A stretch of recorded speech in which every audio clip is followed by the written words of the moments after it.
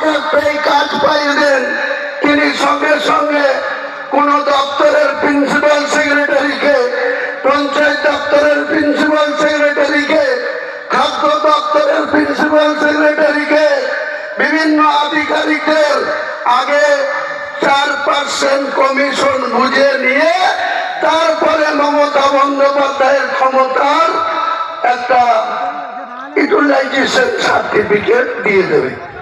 তা আমরা বলতে চাই, বাংলার মানুষ আপনারা বহু আশা নিয়ে, আমরা বহু আশা নিয়ে 34 বছরের যে সরকার চলত, শুরুতে তারা অনেক ভালো কাজ করেছিল জ্যোতিবাবুর নেতৃত্বে। পরবর্তীকালে দিন দিন যত দীর্ঘমেয়াদী ভাবে বাংলার মানুষ লেফট ফ্রন্টকে ক্ষমতা দিল, ধীরে ধীরে তারা ক্রমশ দুর্নীতিতে জড়িয়ে পড়েছিল।